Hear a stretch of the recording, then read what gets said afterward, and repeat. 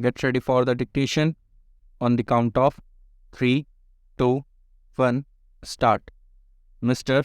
Deputy Chairman, sir, I beg to move that the bill to provide for the prevention, control, and abatement of air pollution for the establishment with a view to carrying out the aforesaid purposes of boards for conferring on and assigning to such boards powers and functions relating thereto and for matters connected therewith as passed by the Lok Sabha be taken into consideration. Sir, it is a matter of great pleasure to me to pilot the Air Prevention and Control of Pollution Bill 1988, which was unanimously passed by the Lok Sabha. I am sure all the members will agree with me that the problem of air pollution in the country, though not so serious as that of water pollution, should not be neglected, as some of our cities like Delhi, Calcutta, Bombay, Kanpur, etc. are already feeling its effects. It has therefore become necessary to bring in legislation to control air pollution, as prevention is always better and cheaper than cure, and this is especially so in environmental pollution control matters. Before bringing in this legislation, an exercise was made in my ministry to see whether the existing legislation could be suitably modified to deal with this problem. Though there are certain provisions in the Factories Act, Criminal Procedure Code, and Smoke Nuisance Act, they have been found to be inadequate. Hence, the need for a comprehensive legislation to deal with all aspects of air pollution was felt. An expert committee appointed for the purpose recommended a central act and suggested a draft bill also. This draft was duly examined and eventually a bill to provide for the prevention and control of air pollution was introduced in the Lok Sabha in April 1987.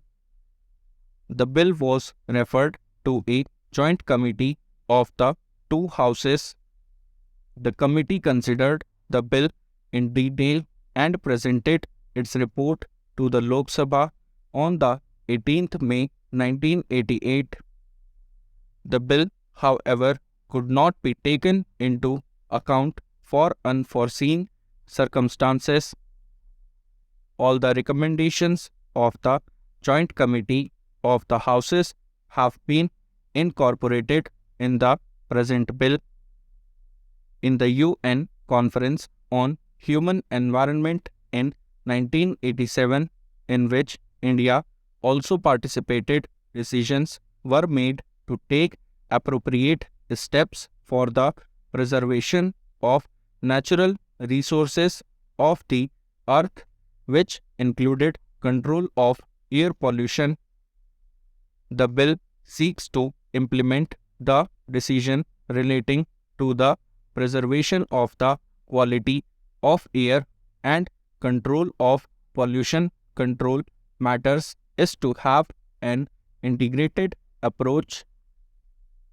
To give effect to this approach, it has been provided in this bill that the water pollution control boards established under the Water Prevention and Control of Pollution Act 1985 will, in addition to their normal work, perform the functions of air pollution control also. This will not only facilitate coordination but also will result in economy. The bill will be enacted by virtue of Article 253 of the Constitution of India. Sir, a few more words about the salient features of the bill. This bill will apply to the whole of India. The Central Board for the Prevention and Control of Water Pollution, established under the Water Prevention and Control of Pollution Act 1985, will act as the Central Board for the Prevention and Control of Air Pollution.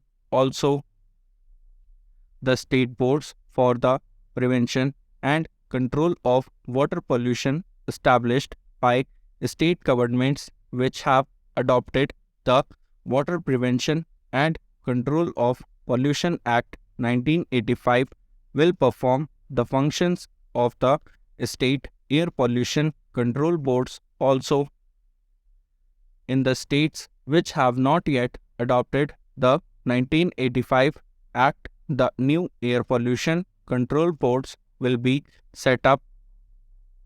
However, we are requesting these states also to adopt the 1985 Act and constitute the state boards so that there will be uniformity all over the country. The state governments will first declare the air pollution control areas.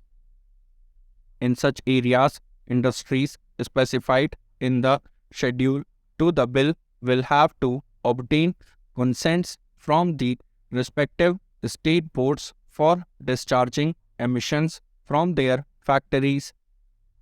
The state boards will lay down the specifications for emission discharge and the particulars of the control equipment that should be put up to abate air pollution.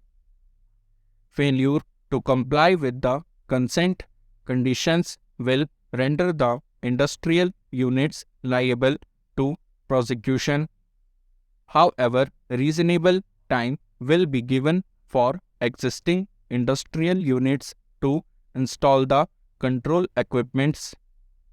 The state governments will also issue necessary instructions to ensure that the automobile exhausts do not exceed the specifications laid down by the respective state boards.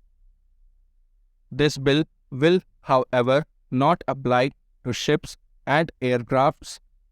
This provision is made as there exists a separate law for the control of pollution in those cases. With these words, sir, I beg to move that the bill will be taken into consideration by the Honorable House